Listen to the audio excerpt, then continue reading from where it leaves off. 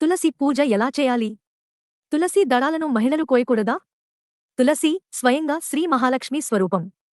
అందుకే శ్రీ మహావిష్ణువుకు అత్యంత ప్రీతికరమైనది. తులాభారంలో సత్యభామ సమర్పించిన సకల సంపదలకు లొంగక రుక్మిణి సమర్పించిన ఒక్క తులసి దళానికి బద్ధుడైనాడు శ్రీకృష్ణుడు. తులసిని ఎన్నో విధాలుగా స్తుతించారు మన సనాతన ధర్మంలో. తులసిలేని ఇల్లు కళావిహీనమని చెప్పారు.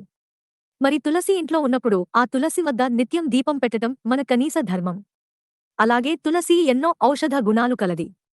మన ఆయుర్వేద శాస్త్ర ప్రకారం తులసి పత్రాలు అమృతముతో సమానము. అనన్యదర్శనాః ప్రాతః మే పశ్యంతి తపోధన జగత్రితయ తీర్థాని తైదృష్టాని న సంశయః. ఉదయము నిద్ర నుండి లేచిన వెంటనే ముందుగా తులసి చెట్టును చూసినచో ముల్లోకములలోని సమస్త తీర్థములను దర్శించిన పుణ్యఫలము లభించును అని బ్రహ్మపురాణం చెప్పింది. తులసి చెట్టు మనుషులను, ఇంటిని, వాతావరణాన్ని పవిత్రం చేస్తుంది. పుణ్యాన్ని ప్రసాదిస్తుంది. శారీరక, మానసిక ఆరోగ్యమునిస్తుంది.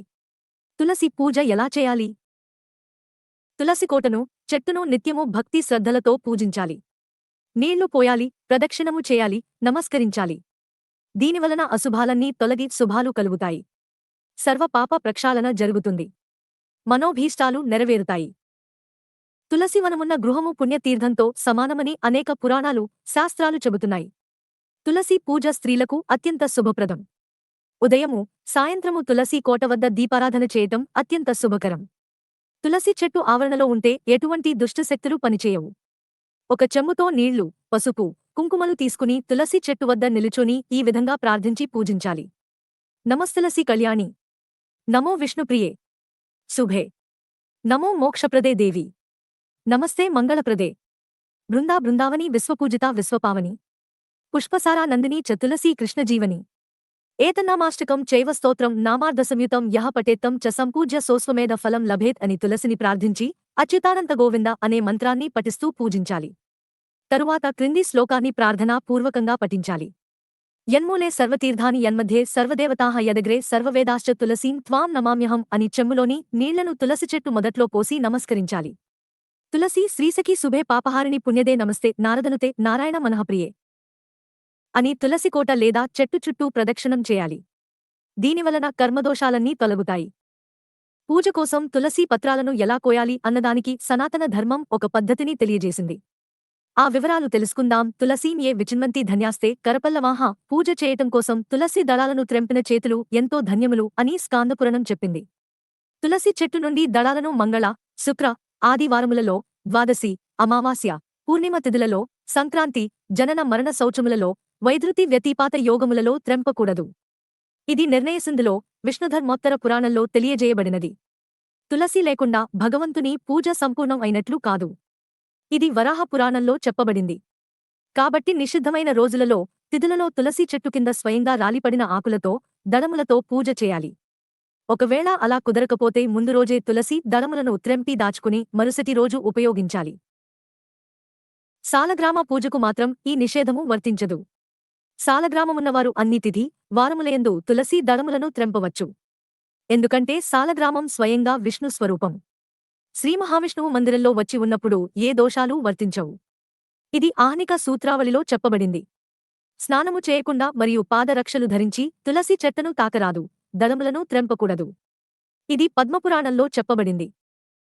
తులసి దళాలను ఎలా త్రెంపాలి? తులసి ఆకులను ఒక్కొక్కటిగా త్రెంపకూడదు. రెండేసి ఆకులు కలిగిన దళముతో కూడిన కొసలను త్రెంపాలి.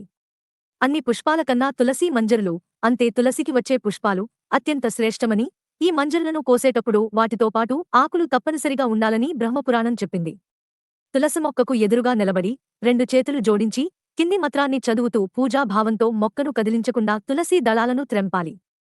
దీనివలన పూజాఫలం 1,00,000 రెట్లు అధికంగా లభిస్తుంది అని పద్మపురాణం చెప్పింది. మాతస్తులసి గోవింద హృదయానందకారిణి నారాయణస్య పూజార్థం చినోమి త్వాం నమోస్తుతే తులస్యమృతజన్మాసి సదా త్వం కేశవప్రియా చినోమి కేశవస్యార్థే వరదా భవశోభనే త్వదంగ సంభవైః పత్రై పూజేమి యథా హరిం తథా కురు పవిత్రాంగి. కలో మలవినాశిని. ఆహ్నిక సూత్రావళి. శ్రీహరికి ఆనందాన్ని కలిగించే తులసీమాత. నారాయణుని పూజ కొరకు నీ దళములను కోస్తున్నాను. నీకు నా నమస్కారములు. అమృతము నుండి జన్మించిన, ఎల్లప్పుడూ శ్రీహరికి ప్రియమైన తులసీమాత. ఆ కేశవుని పూజ కొరకు నీ దళాలను త్రెంపుతున్నాను. నాకు అభయమునివ్వు శుభకరి. నీ శరీరము నుండి జన్మించిన పత్రములతో ఆ శ్రీహరిని పూజిస్తాను.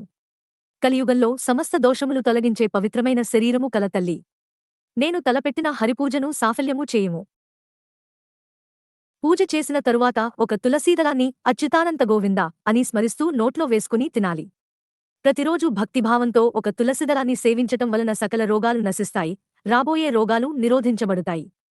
తులసిని స్త్రీ కోయరాదు, పురుషుడే కోయాలి. పూజ మాత్రం ఇరువురూ చేయవచ్చు. పూజించే తులసి మొక్క దళాలను పూజ కోసం తుంచరాదు. పూజకు తులసీ దళాలు కావాలంటే విడిగా పెంచే మొక్కల నుంచి తుంచుకోవాలి. కోట కట్టి పూజించే తులసి నుంచి తుంచరాదు. ఆధ్యాత్మిక పరంగా, ఆరోగ్యపరంగా ఎంతో పేరు గడించడం వలననే తులసి భూలోక కల్ప వృక్షంగా, దేవతా వృక్షంగా పేరు పొందింది. భగవంతుని పూజకు తులసి అతి ప్రశస్తము. తులసిగా శ్రీ మహాలక్ష్మియే స్వయముగా అవతరించినట్లు పురాణములు చెబుతున్నాయి. తులసి విష్ణువు ప్రియురాలు కనుక విష్ణువును తులసి దళాలతో పూజించేటప్పుడు పాదాల వద్దనే తులసి దళాలను ఉంచవలెను. పవిత్ర దినములలో తులసి కోయరాదు. గోళ్లతో తుంచ రాదు. సూర్యాస్తమయము తర్వాత తులసి కోయరాదు. మిట్ట మధ్యాహ్నం, అర్ధరాత్రి వేళలోగాని తులసిని త్రుంచరాదు. ఒకవేళ అలా చేస్తే బ్రహ్మ హత్యాపాతకం చుట్టుకుంటుందని పురాణాలు చెబుతున్నాయి. ఎవరి గృహములో తులసి మొక్క ఉంటుందో వారి గృహం తీర్థ స్వరూపముగా ఉంటుంది. తులసి దళాలతో శివకేశవులను పూజించినవానికి మరల జన్మ ఉండదు, ముక్తిని పొందుతాడు. నర్మదా నదిని చూడడం, గంగా స్నానము చేయడం, తులసీవనాన్ని సేవించడం ఈ 3 సమాన ఫలములను ఇస్తాయి. ఆషాఢ శుద్ధ ఏకాదశి నుండి కార్తీక శుద్ధ పౌర్ణమి వరకు చాతుర్మాస దీక్ష కావున ఈ సమయములో తులసి మొక్కను చోటు మార్చి పాతరాదు. తులసి సన్నిధానము నందు విష్ణుమూర్తి ఏకాంతముగా ఉండును కనుక స్త్రీలు దళములు కోయరాదు. పురుషులు మాత్రమే కోయవలెను. తులసి ఆకును కోసిన లగాయతూ 1 సంవత్సరము, మారేడు 3 తామర పూలు 7 రోజుల వరకు పూజకు పనిచేస్తాయి. తులసి మాల ఎక్కువగా రాముడికి, కృష్ణుడికి అత్యంత ప్రీతిపాత్రమైనది. బుద్ధిని, మనస్సును ప్రశాంతముగా ఉంచుటకు ఈ మాల ఎంతో ఉపయోగదాయకం. తులసి మాలను ధరించడం వలన సర్వ పాపాలు నశిస్తాయి. తులసి చెట్టు ఉన్న మట్టిలోనూ తులసి చెట్టుమీద అధికంగా పసుపు, కుంకుమ, అక్షతలు వేయడం వలన అక్కడ ఉన్న పోషకాలు నశించి తులసి చెట్టు ఎక్కువ కాలం నిలువదు. కనుక పసుపు, కుంకుమ, అక్షతలు వేయవలసి వచ్చినప్పుడు చెట్టు మొదటిలో కాక తులసి కోట మొదటిలో వేయడం ఉత్తమం. స్త్రీలు ఎన్నడూ తులసీ దళాలను కోయరాదు. పురుషుల చేతనే కోయించాలి. ఆ పురుషులు కూడా బహుళ పక్షంలోని అష్టమి, చతుర్దశి, అమావాస్య తిథులలో గాని, పౌర్ణమి నాడుగాని, ఉభయ పక్షాలలో ఏకాదశి, ద్వాదశి తిథులలో గాని, ఆది, మంగళ, శుక్రవారాలలో గాని అస్సలు కోయకూడదు. ద్వాదశి నాడు తులసిని తాకకూడదు. తులసీ దళాలను ఒడిలోకి కోయకూడదు. ఆకులోకి కాని, ఏదైనా పళ్లల్లోకి కాని కోయాలి. తులసీ దళాలను ఒట్టి నేలమీద ఉంచకూడదు. వీడియో నచ్చితే లైక్ చేయండి, షేర్ చేయండి, అలాగే సబ్స్క్రైబ్ చేసుకోండి.